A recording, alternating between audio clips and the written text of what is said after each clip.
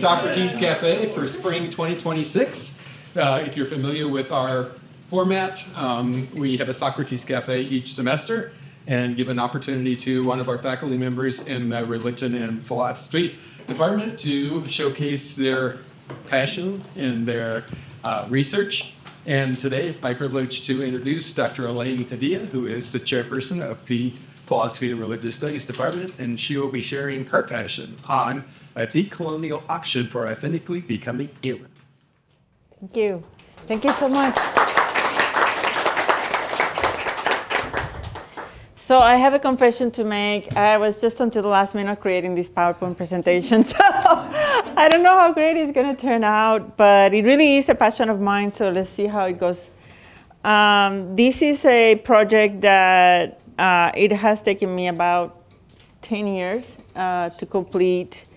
And so it has all these, it almost is, in some ways it feels segmented, in other ways feels like it has a lot of layers, because when you write and you stop and you write again and you stop and you write and you stop, you are getting all these new ideas. And it becomes more and more complex and layered. But I am in the final stages of this project, and I hope to finish it and submit it this summer. And so I'm just giving you a kind of a glimpse of the totality of the project, but mostly what are the major pieces that undergird the narrative of its narrative.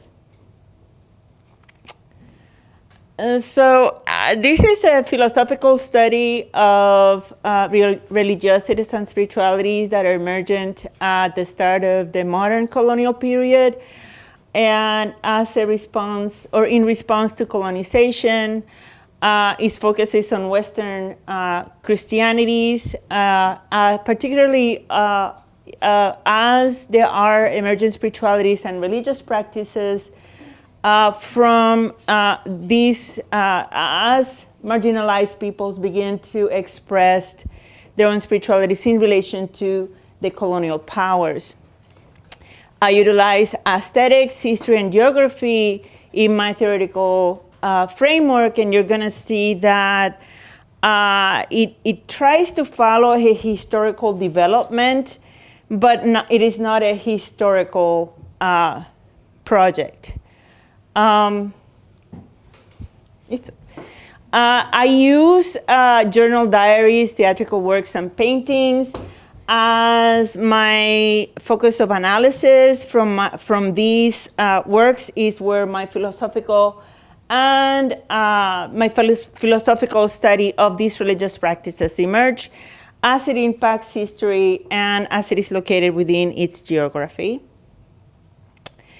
It's pretty intertextual as well, in that it uses four main approaches: decolonial theory, primarily Walter Mignolo and Aníbal Quijano, liberation theory by Enrique Dussel, apophatic theory from Gregory of Nyssa and John of the Cross, and feminist theory from Sylvia Wynter and Gloria Anzaldúa. My desire is to bring in mestizaje, mulataje, as a way to demonstrate these kinds of emergences that are both within and at the margins of colonization.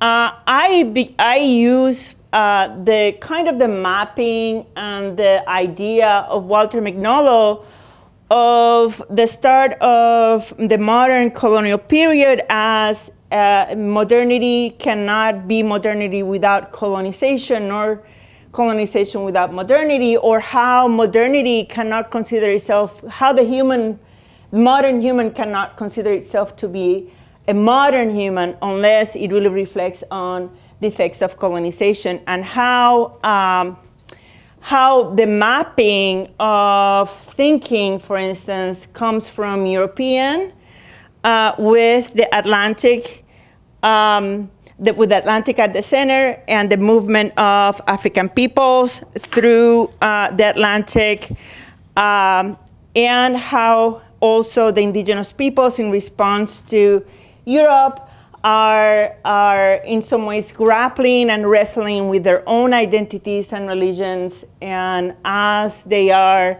also being othered and negated and erased, how they still maintain a sense of humanization and how they undergo those processes in religious ways. For Mignolo, the world map or mapping is one of the ways in which we begin to see how the imaginary begins to develop in terms of knowledges and ways of thinking and ways of being human. So you're gonna see that for Mignolo, one of the critiques is that then the Atlantic becomes that kind of divide with the kind of imposition of transportation of the African peoples to the new world, and how then it begins to create what he calls the colonial wound, that begins to create that kind of imagination of superior, inferior, and then we see that also coming from the north to the south as well later on. So there are various ways that I define being not. The first way is as a kind of utterance of coloniality. And the utterance begins with a framework of darkness and light, in which light, the phenomenon of light, is represented by peoples of European origins. And that is to that light, the phenomenon of light, is ascribed European civility, lucidity, while to darkness is attributed the rest, barbarism, the anthropos, the primitive, the uncivilized, et cetera, et cetera. Those who presume to inhabit the sphere of light acquire that essence and that kind of aura of being the ideal. He calls that the men of reason, and he describes it as establishing a slash, as I indicated with regards to the map, of those who are within civilization and those who are outside of civilization. For some of you, this is kind of how can I say these? A review of some of the things that you have already explored. So he takes the Cartesian, I think, therefore I am, and he describes it as a kind of I conquer, the I conquer of that we see that is the impulse and the impetus of the colonial period. The I conquer of the res extensa, that is the terra incognita, the movement from the I am to the I conquer across the Atlantic, and how the terra incognita then becomes that otherness and the primitive, the uncivilized, etc. So it is an early modern reiteration of the allegory of the cave, first proposed by Plato, and this is for Mignolo. You're going to see that the whole of the model that he's describing is the cave. No, we are all within the cave. Nobody happens to be outside the cave. There is no outside the cave. For those of you who know the story of Plato and the allegory of the cave, there are the prisoners that are within the cave.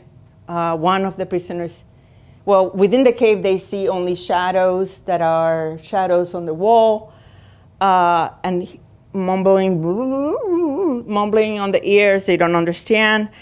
They are shackled. They can only see forward, and all they see are these images and shadows. One of them is released, gets outside, and realizes that the shadows are actual figures of people passing by with fire or light that kind of reflects the figures onto a screen.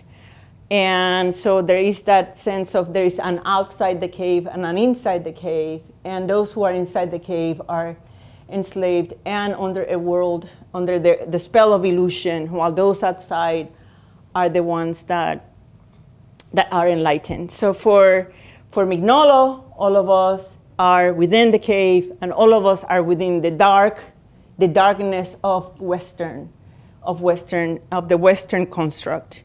For Mignolo, also, the Western reality has imposed itself as a universal being, and not only has imposed itself as a universal being, it has also constructed the idea of a God that is an imperial order, the one that accompanies the colonizers, the conquistadores, that are accompanied by this Christian God that is the imperial order, that is their underside, and in many ways seeking to coerce.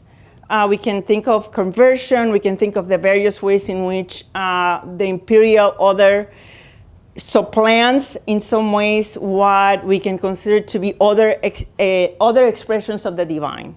So it creates then that colonial wound that then allows for there to be what he considers to be what happens is that he erases and negates, it creates the category of the non-humanitas or the anthropos, and then it is the side of the demonic, that which is evil. And then you have other expressions like extremely melancholy, angry, and false, no? And so these are two very dichotomized experiences that for him, the whole of it is one major construct. No, neither that side nor this side escapes the construct, but for him, it is this side upon which the greater weight of having to, in some ways, authenticate oneself, the weight is placed upon this side more so than the other. So therefore, for him, the whole, and this is for Dussel as well, the whole ecumene becomes imperial. It is an expansion accompanied by conquest. The nation states became centers of power. Europe as the center of the world, that later translates into the United States as global power. And this is one of the things that we see in terms of the imperial order that unfortunately continues to be part of our rhetoric in terms of the divine that accompanies conquest and colonization and destruction. Accordingly, the slash first signifies an ideological pattern of uniformity that creates the illusion of a center and its periphery. As for Mignolo, the entire system is shadowy or dark. The non-European ontology is darker, and not just dark, it's darker. Because the whole of the colonial enterprise, even if appearing to be the ideal, is representative of darkness, meaning a social contract. So the darker side of Western, it is not the dark side, it is the darker side, because the entire system is dark, but to the ER, the darker is that plays that illusion. This matrix of colonial power, which for him, the whole system is according to the matrix of colonial power. He's translating from Aníbal Quijano. For him, the actual term is not matrix, it's patrón. Patrón. In patrón has a more masculine, more forceful concept than matrix. Matrix, he translates it erroneously, and I criticize him and later on, and I cannot get into that for the reasons why patrón is a much accurate depiction of what Aníbal Quijano was trying to say. There is a second be not for me. This be not is also the boundary line that is adopted in liberation theology, is that what it does is that it adapts negative or apophatic thinking into the thinking of be not. And now for that, and if I can explain for a minute, apophatic perspectives arose during the time of the medieval period, but they are reflecting mostly from thinkers like patristics like Gregory of Nyssa, who during their time were seeking to describe the divine in ways that could not be described. Because when the divine gets hijacked, when the divine becomes categorized, when the divine becomes like God equals X, God equals P. Commonly what happens is that it's utilized in forms of power to exert, to dominate, to determine, to declare, no? And so in decoloniality, especially in the thinking of Mignolo is allergic to theology. Mignolo disregards and does not like to talk about. He's very critical of Christianity from the perspective of a very colonizing and colonized God, but goes as far as that. No, he cannot go beyond that. And so you need to go beyond Mignolo and try to understand, how can we decolonize the divine? Or how can we think of the colonial spiritualities and the colonial theologies and practices if we're still working from within a framework of the coloniality that Mignolo gives us? And it almost takes us so far. So you can bring in liberation theologies and philosophies, for instance, that are already drawing from apophatic forms of thinking that are already in many ways trying to negate or unsay that imperial order, no? The imperial order that has been used in Latin America, for instance. Specifically, darkened otherness, while partly suppressed by coloniality, becomes symbolic of divine epiphanies represented by the non-humanitas.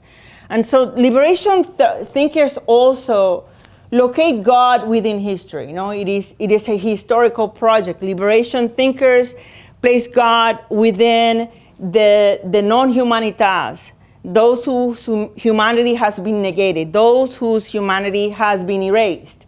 God identifies with the non-humanitas. God in some ways becomes a non-God. The God that is not. The God that is not the God. The God that is not the God of coloniality. The God that is not the God that is the imperial order. Are you following me? Pretty good? So then you have a kind of counter movement of negation, of being not. It is the erasure and negation of the outsider selves, from which then now arises the discourse, the practices, the religious ideas, the spiritualities, in ways that begin to negate that imperial order.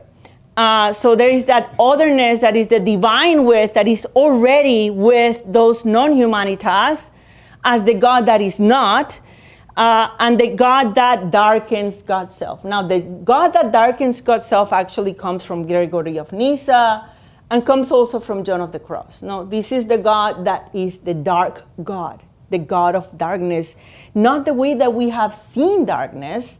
And this is the beautiful component of it, no, because we have tended to think of darkness as evil, demonic, the night. But these philosophers take it in the sense of the God that has negated the God self, no? And let me see if I can one allegory or parable or story, pericope, is that Moses going up onto the cloud, and there in the cloud, Moses begins to experience various kinds of lights until at the very top, there is only darkness, no? Moses encounters God in the divine darkness. And so it is the God that it is not according to any of the categories that we can imagine, the categories that we can impose on the divine, no? And this is where then you can think of darkness as a point of transcendence, where this darker side can become the very place of transcendence. And by that, I don't mean that people are taken outside the cave. It means that even within the cave, there is the transcendence that is exemplified in terms of spiritual practices and religious beliefs.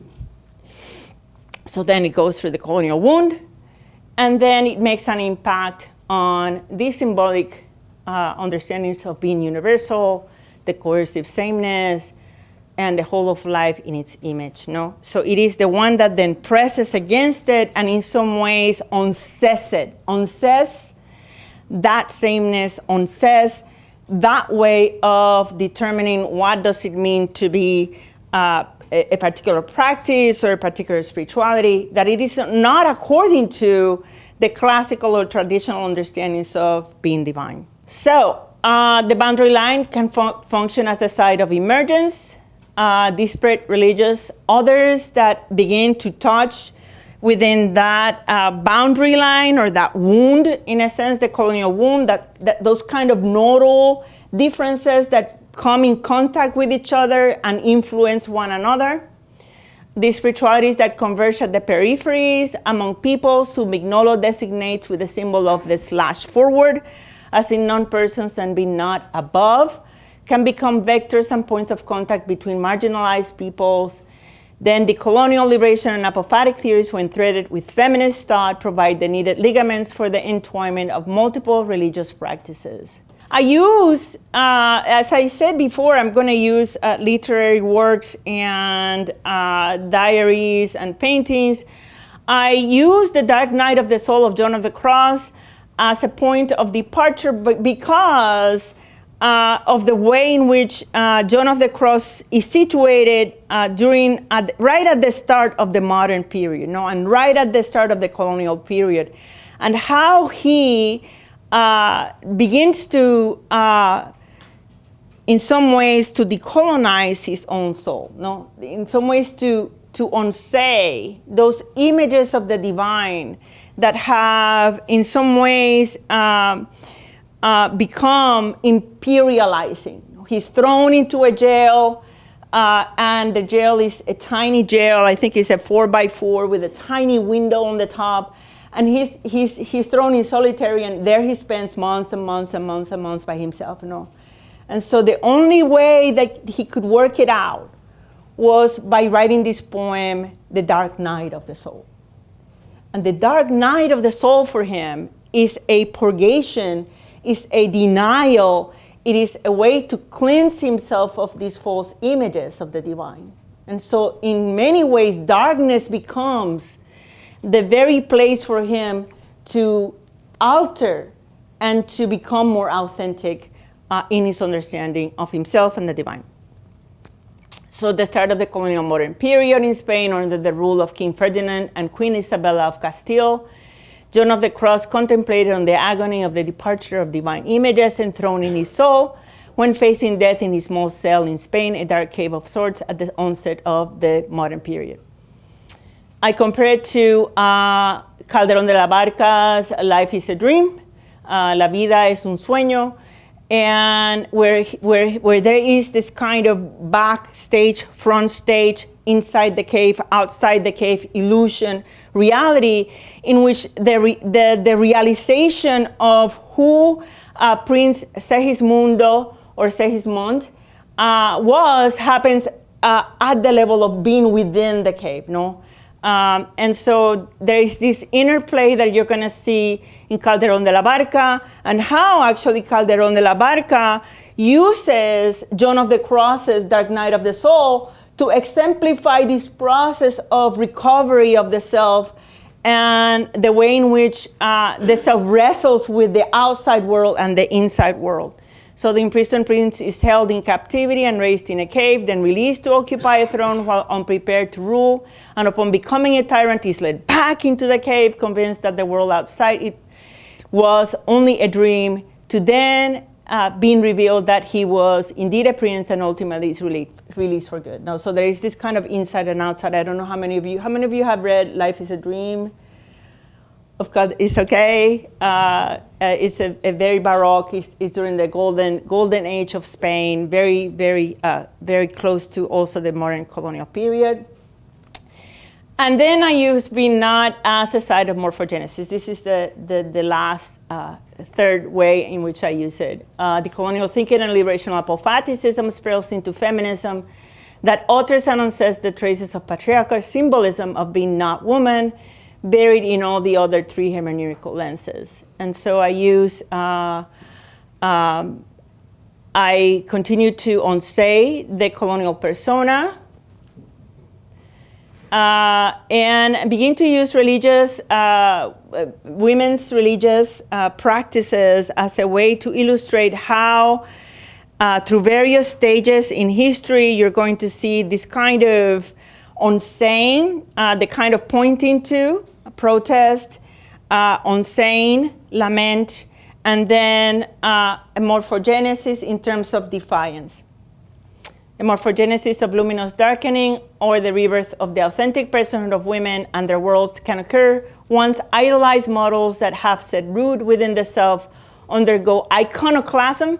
It is the breaking of the idols, yes, as an open-ended process of visibility, continuing to deny the colonial persona. No, it is how the self becomes visible authentically as a way to unsay the colonial persona. I'm going to have 4 women, some of them historical, some of legends, Afro-Peruvian mulata Ursula de Jesus and the Loa divine Narcissus of Mexican mestizas or Juana Inés de la Cruz.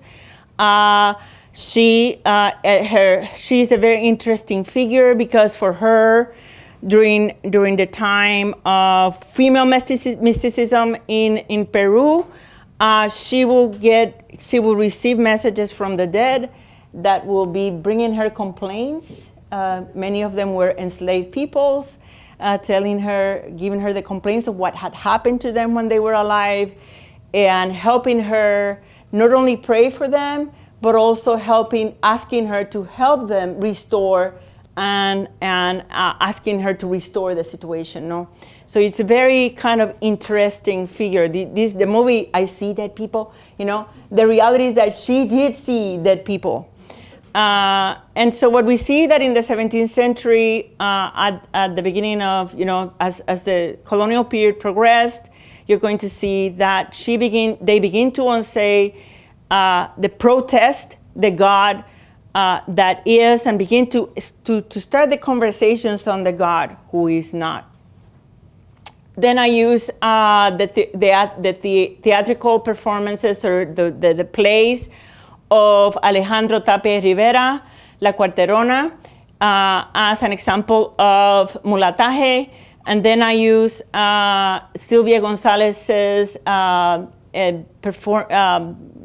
La Llorona Llora, The Llorona Cries, as well in 1996, although she's not a writer of that time period, but she's reflecting on a figure that is an earlier figure. In both roles, women cry out with a melancholic voice and offer an ancestral call. I conclude with a period of American identity formation leading to independence as through the Haitian Revolution in 1791 and to the rise of nation states as with the Mexican Revolution.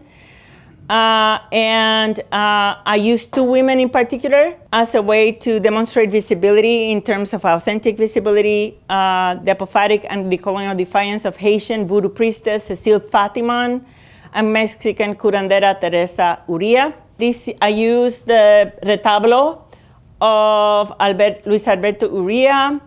I'm sorry, the retablo is Rubén Uría Moreno. Also, La Cérémonie Bois Caimán, La Raconte de Troimond, La Cérémonie Bois Caimán of Rosemary de Rousseau, and Retablo Santa Teresa de Cabora, this one, and the novel The Hummingbird's Daughter. What I'm hoping to say is that there is a possibility of rituals and religiosity to unsay the colonial persona, and my goal is to demonstrate how that occurs through these various ways of being not. And I find that my goal is to also demonstrate that there is a lot within us illustrated in these through these figures, that there is a portion of the self that it kind of rebels against colonization, and from which can arise authenticity and newness, et cetera, et cetera. That's pretty much it. Thank you. I have a question. So, like you mentioned that there can be transformation within the cave, and I was wondering if I can get ideas of how that could occur. It's something that I caught on to, And I don't know what clicked, but something clicked that just I can't see the full picture yet.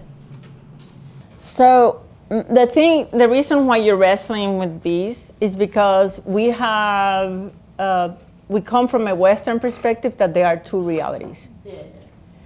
And that it is not just one reality, you know? We come from the perspective that there is a reality outside and a reality within the cave. What many of these thinkers argue is that there is only one reality. And unfortunately, the reality that says that it is an illusion, you know, the one that we have argued it is an illusion with, you know, is the actual reality, you know? And only, and not because we are all like enslaved and, you know, that's not the only things that happen inside in that reality. That's why they position the divine also within there. You know, the divine is not outside, as if untouched and ahistorical and, you know,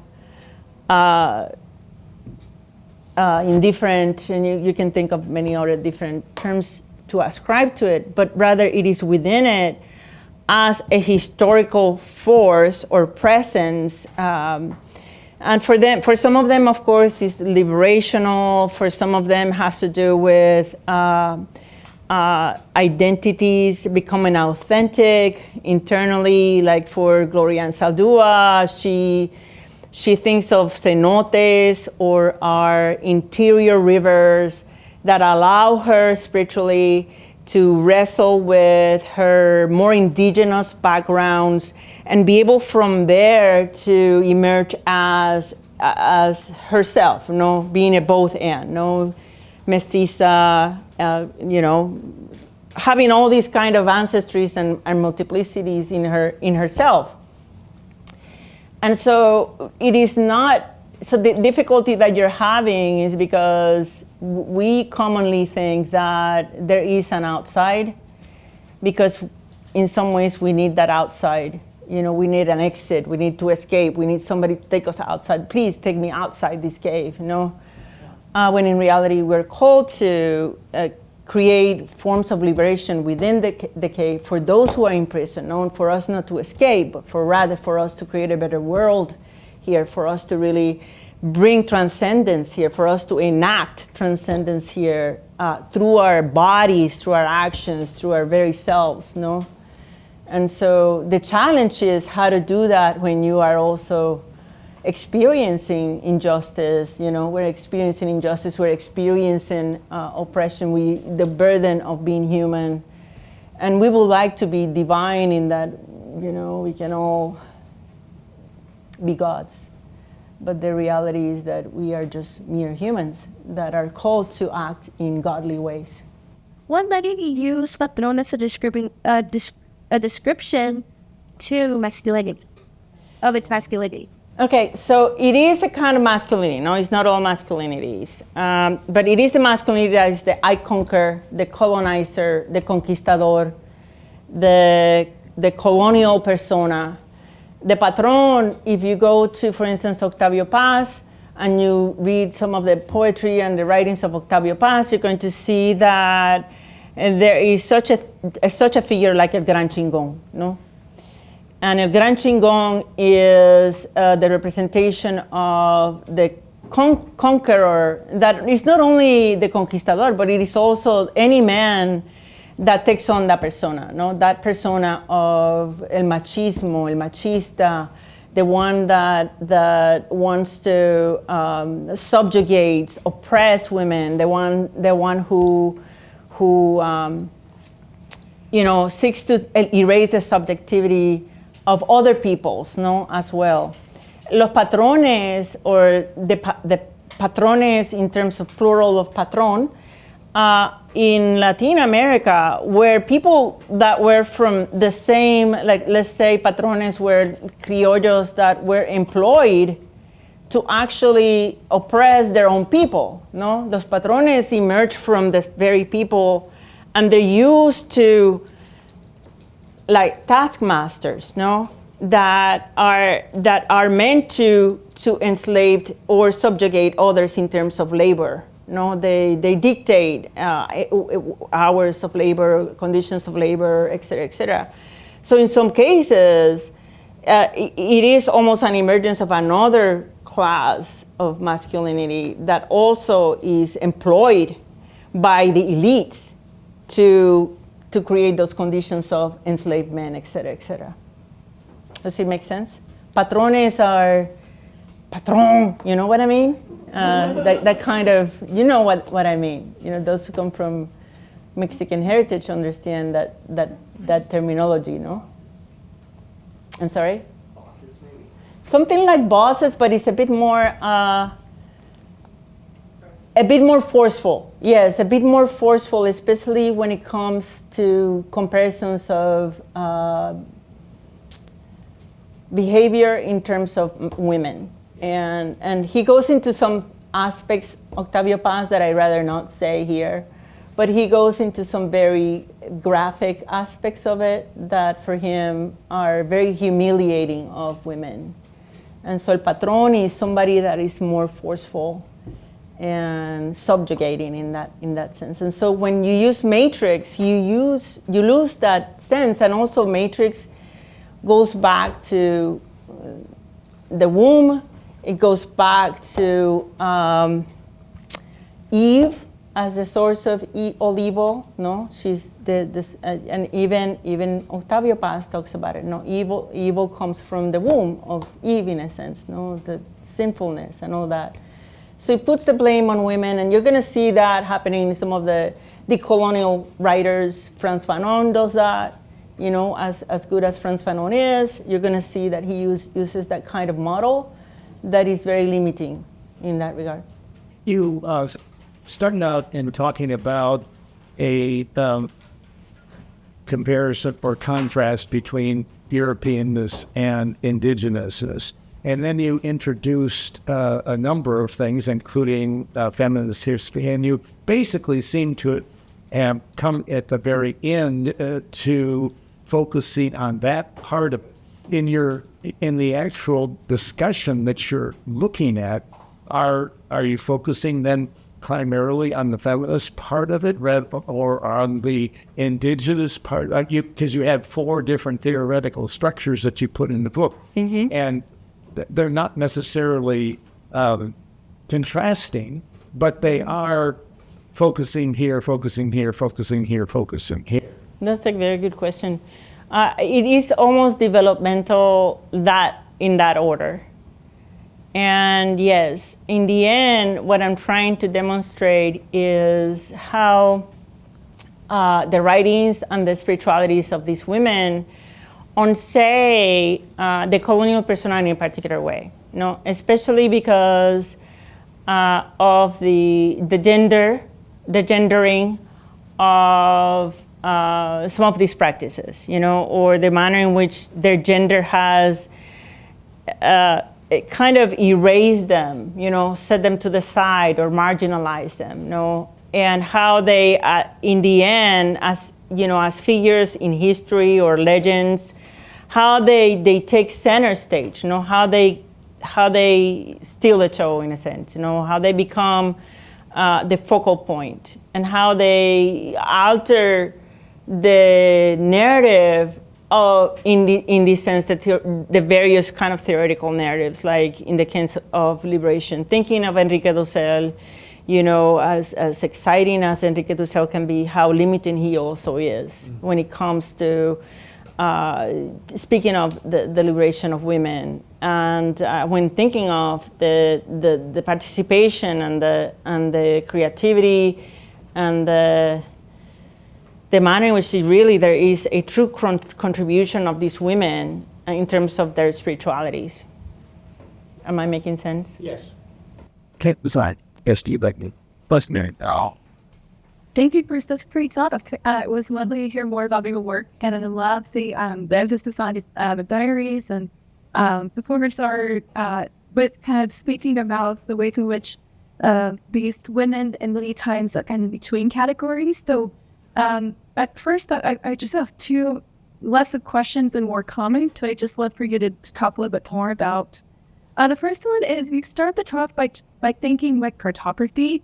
which is interesting because I think cartography is, in a sense, from its foundation, a colonialist project, a boundary making project, right? Early medieval cartographers would write textilists, right? Their divine. So the binary is almost at the foundation of that kind of convention. And so I just would love to hear more first on how this connects kind of to your larger intervention as called cartography sort of start, and how the theorists that you're using are thinking about that in terms of decolonial even. And the second point is I just love for you to talk a little bit more about this being not, because I think what I'm really interested in hearing more about is it sounds like you're really underlining this kind of binary, which itself is a colonial project, right? And we see this particularly in places like for the changing over time of racial categories. It's an attempt to create or solidify a reality that doesn't even fit on human variation very well, right? So the idea that that we can make these racial categories in a real life, there's also more nuance to that, by those who are living the colonial reality, that it's not, you have plenty of examples of people who would be seen as, for example, Black or white, from a very strict system, like at this that variation. So I'd love to hear a little bit more about how you're thinking with that, and more maybe how you're thinking about more nuance as also these thinkers, not just like the colonial project as one thing, but certainly lived in a very different way depending on the world, and also formulations that we should say indigeneity are awesome.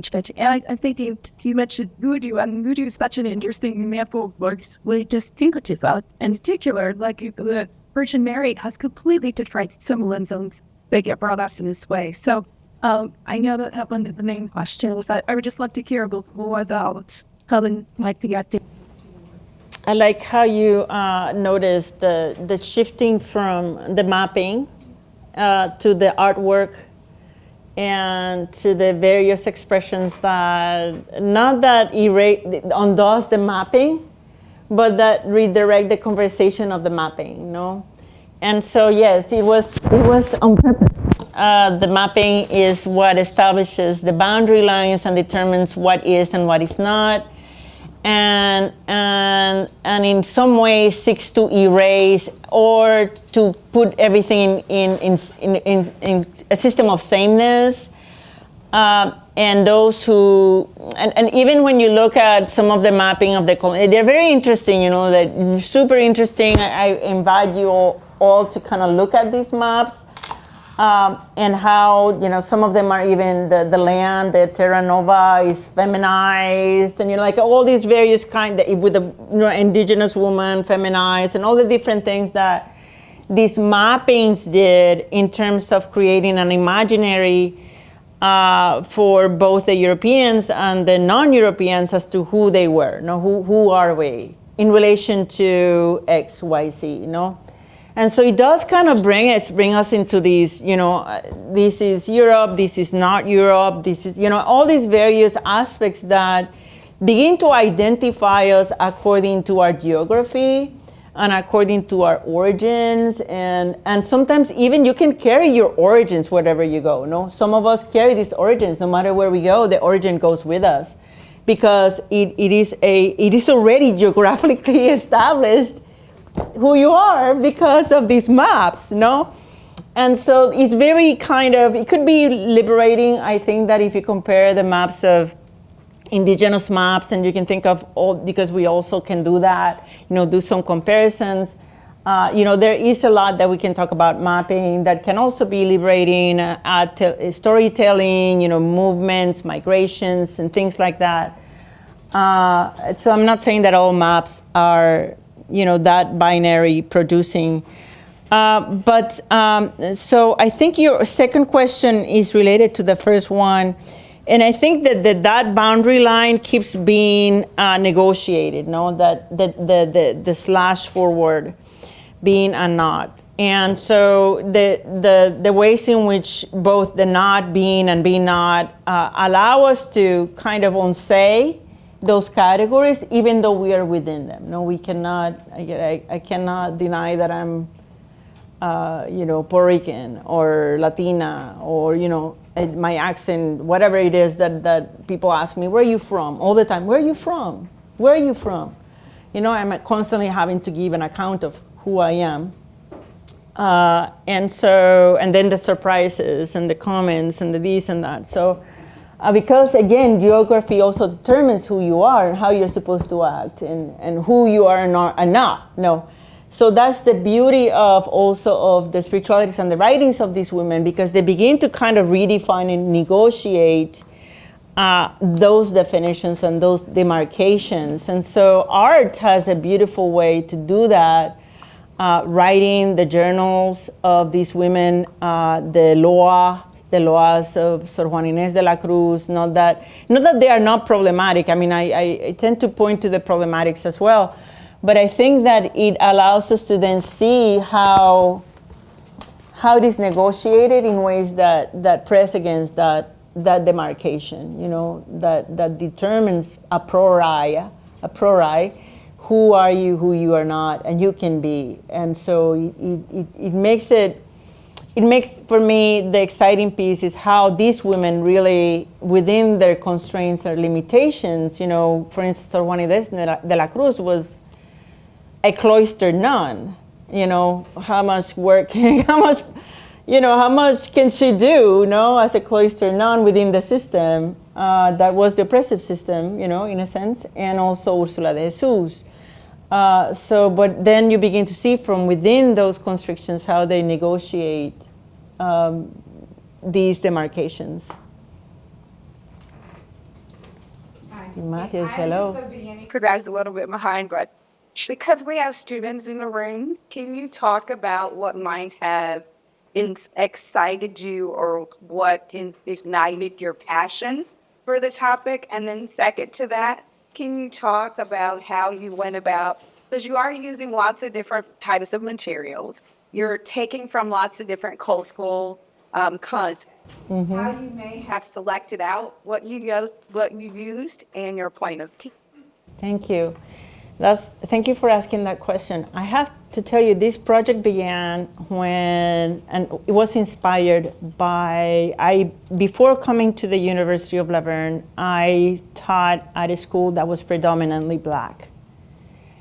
And it was for the first time that I had to begin to understand the term darkness, Blackness, transcendence from within Blackness, and beginning to kind of see the kind of dichotomies that had given shape to the theological and religious understandings, and how much of that light, darkness, that really was a part of not only the interpretations of scripture, but how they were utilized for sources of power. From there, I come here, and I begin to wrestle with what Latinidad would mean, because I as someone who's educated in the U.S., it's very kind of unique coming from a different country. You're educated here, you're trying to kind of catch up with a lot of different things, and you're trying to kind of blend in, and at first you're blending in, but then you realize, why am I blending in? No, why am I doing that? No, and you begin to say, there has to be something that is mine, that is my perspective, that is my philosophy. And so if I wouldn't have come to the University of La Verne, I think I would still be floundering, trying to figure things out. But it was in my contact with my students, both students that are from African descent and students who are from Latino descent, not to mention my other students as well, and how I began to kind of say, how can I teach differently? What is it that I'm really needing to teach? What are the theories that I really need to engage? And so one of the reasons why I'm glad that in some ways my project has taken so long, because it really has matured. I think if I would have submitted this project maybe 6 years ago, it wouldn't be anywhere near what it is today because of the experience that I've had in the classroom with my students. And I say this in all honesty, Matthews. I'm not trying to, it really was a transformative period for me to be here and to really explore who I was in this context. And then, for the thinkers, also evolved, actually, interestingly enough, as I was trying to find material for my classes. And it's interesting because I began, and one of the reasons why it's so intertextual is because of that, I'm trying to engage these thinkers, and I'm realizing, oh my gosh, this thinker, doing my research, this thinker has these perspectives that kind of go with what I'm trying to do. And so beginning a patchwork of ideas. Now, some of them are beyond my curriculum, my teaching. Actually, I don't teach about this in my classes. A little bit of this, a little bit of that comes in. But it really was a selection of encountering some of these thinkers as I was preparing for class, I was trying to do research for my classes, and then leading from one thinker to another. The aesthetics is something that I have always engaged. Aesthetics has always been my place to do philosophy and study religion. It just is what calls to me. I put it also in many of my classes. I bring aesthetics because I'm visual. I see things in images and think in images. So visuals are essential. Plays really speak to me. And so I can read theory and I can understand it, but somehow it takes me back to the literary, it takes me back to the paintings, it takes me back to, this is how I think. It's like the question of the mapping. I understood immediately when I began to see the maps. And so as a visual learner, I needed all that to kind of be a part of my writing because I couldn't do it, just write theory. I had to really bring the other pieces to help me out, explain it. I appreciate that. And for the students in the room, what I want to bring out in the response is that as an intellectual, you're constantly growing and evolving. And then the material, as you're engaging, as you evolve, intellectuals outside who are influencing you are also. So I think that's a point you need to pay attention to. The other thing is that I think it speaks volumes to the liberal art orientation, really. This bringing in multi-text, this bringing in visual plays, and thinking about while you may be entrenched in one discipline, your learning across the liberal arts creates opportunities to have a vantage point that pulls in multiple things. And so I think you've showcased that beautifully. So I wanted to make sure the students kind of caught those pieces. Thank you. I have time for maybe one more question. Jake. I'd like to reinforce what the dean has said. Thank you for refreshing my memory of the allegory of the cave, which I have in my liberal arts, and I'm so grateful for. This is going to be a little bit peripheral, but the Abrahamic traditions are, in large part, the source of this being not. Would you agree?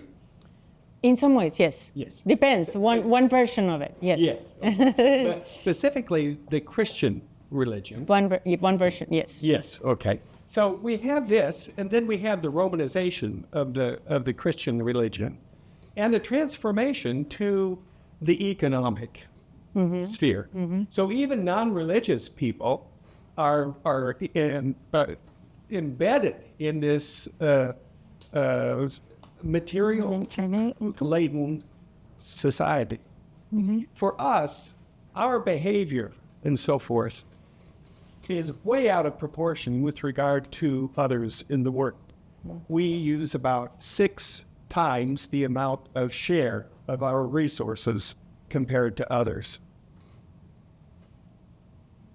Us not. Mm-hmm. So on this day, Earth Day, oh yes. I would like to draw a parallel with what you're talking about and add to the ones that you have talked about so well, the idea of our behavior and our economic and environmental impact on the world as a whole.